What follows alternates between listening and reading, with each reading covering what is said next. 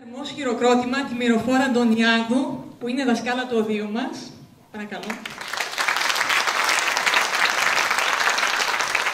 Και είναι από τη Φιλιριά και όχι από το Φίλιρο, όπως με διόρθωσε. Εγώ έχω να πω τη Λοζάνη, τη Κοζάνη. Η Φιλιριά είναι κλάσης ανώτερη από το Φίλιρο, γιατί είναι χωριό του Δήμου μας, έτσι.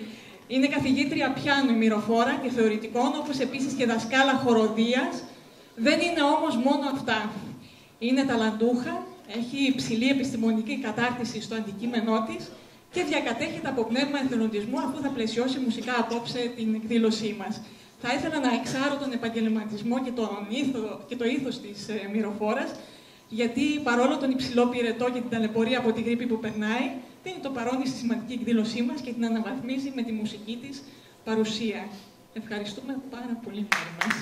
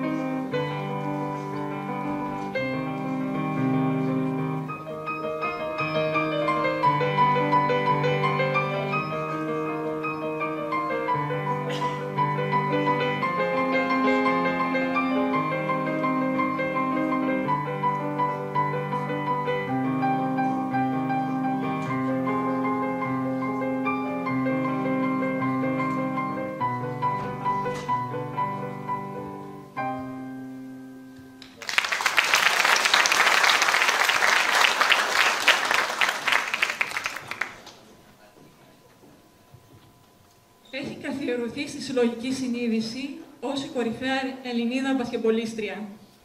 Με 26 χρόνια μπασκετικής καριέρας μέχρι στιγμής, της ευχόμαστε να τα κατοστήσει, 12 εκ των οποίων σε ομάδες της Ευρώπης και των Ηνωμένων Πολιτειών, η Εβίνα Μάλτσι, η δική μας Εβίνα, η εκουγουμενή συσσωρμόμενη, κατέκτησε με την αξία της τη διεθνή αναγνώριση και αφήνει ενεργή και ισχυρή όσο ποτέ άλλοτε έντονο το στίγμα της στην ιστορία όχι μόνο της ελληνικής αλλά και της παγκόσμιας καλαθοσφαίρισης. Από το 1998 έως σήμερα είναι κορυφαία παίκτρια της εθνικής μας ομάδας. Ξεκίνησε το 1990 στα γήπεδα της Γουμαίνισσας φορώντας τη φανέλα της τοπικής ΑΟΚ Γουμενήσης. Ήταν πρόσφορο το έδαφος λόγω του μεγάλου άθλου που είχε επιτελέσει ο Γκάλης, ο Γιαννάκης και τα άλλα παιδιά, οι οποίοι είχαν σπείρει τον σπόρο, και η Εβίνα έδρεψε καρπούς και μεγαλούργησε. Η μετέπειτα πορεία της, Μέγας Αλέξανδρος Θεσσαλονίκης, ΜΕΝ Θεσσαλονίκης, Παναθηναϊκός, μεγάλες ομάδες της Ισπανίας, της Γαλλίας, της Τσεχίας, της Πολωνίας, της Τουρκίας, έπαιξε ακόμα και στο NBA των Ηνωμένων Πολιτειών. Να σημειωθεί ότι μόνο 2 Ελληνίδες το έχουν πετύχει αυτό και η Εβίνα ήταν αυτή που έδωσε τα καλύτερα διαπιστευτήρια. Σήμερα η Εβίνα παίζει για την ομάδα του Ολυμπιακού. Ως κορυφαία στιγμή ξεχωρίζει η συμμετοχή της και η κατάκτηση της 7ης θέσης με το εθνικό αντιπροσωπευτικό μας συγκρότημα στους Ολυμπιακούς Αγώνες της Αθήνας το 2004. Η Εβίνα έχει ψηφιστεί ως η πολυτιμότερη παίκτρια σε ευρωπαϊκό πρωτάθλημα. Από τη θέση της αρχηγού της εθνικής μας ομάδας παίζει με ψυχή και μας κάνει υπερήφανους, γιατί τιμάει την πατρίδα μας, αλλά και την ιδιαίτερη πατρίδα μας, την Παιονία, ως το απέρατο του κόσμου. Συνηθίζει στις δημόσιες δηλώσεις της να λέει πως η εθνική είναι η επίσημη αγαπημένη της. Σε κάθε αγώνα του αντιπροσωπευτικού μας συγκροτήματος φυλάει το εθνόσημο ως εικόνισμα.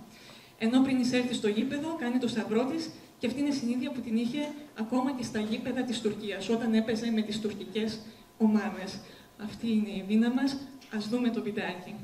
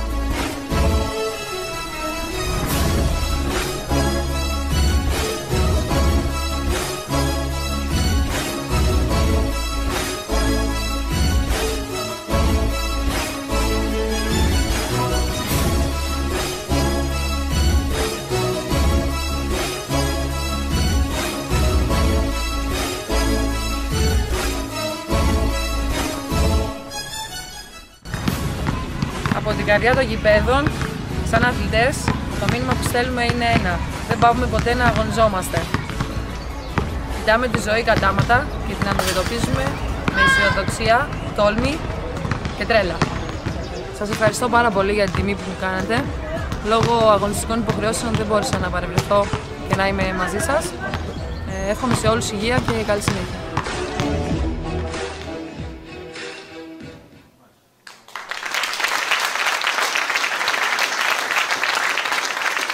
Εμείς ευχαριστούμε, Εβίνα, και ευχόμαστε να σε έχει ο Θεός σου καλά και να είσαι αιτία για να κυματίζει η ελληνική σημαία που τόσο αγαπάς στον υψηλότερο ιστό. Η Εβίνα Μάρτσι, όπως ακούσατε από το βίντεο, λόγω αγωνιστικών υποχρεώσεων δεν μπορεί να παραστεί σήμερα στην εκδήλωσή μας. Είναι ο αγώνας Ολυμπιακού Παναθηναϊκού και αν δεν έχει ιδιαίτερη σημασία για μας, γιατί είμαστε ΑΕΠ Πολυκάστρου και αόκουμένοι σας, κύριε Τραχανίδη, και ασφαλώς εθνικός αξιοπόλεος. Ευχόμαστε να κερδίσει η ομάδα της Εβίνας και να βάζει τα τρίποντα από τις κερκίδες, όπως είδατε στο βίντεο. Το βραβείο για την Εβίνα, την αρχηγό της εθνικής μας ομάδας, θα παραλάβει η αδελφή της Όλγα Μάρτσι και τη βράβευση θα κάνει ο βουλευτής του νομού μας, κύριος Γεωργαντάς.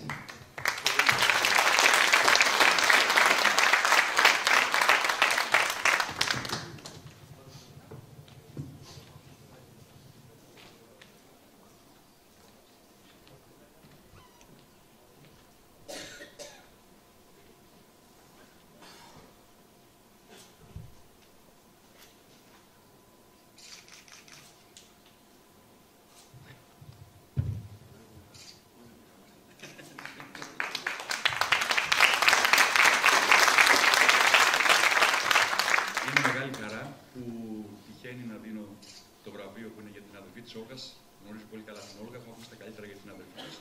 Αλλά είναι βέβαιο ότι είναι περηφάνεια για κάθε Κηφισιώτη να υπάρχει ένα παιδί από την Κουμένισσα, ένα κορίτσι από την Κουμένισσα που να έχει παίξει τόσο μεγάλες ομάδες και να κάνει πραγματικά περήφανος όλους μας.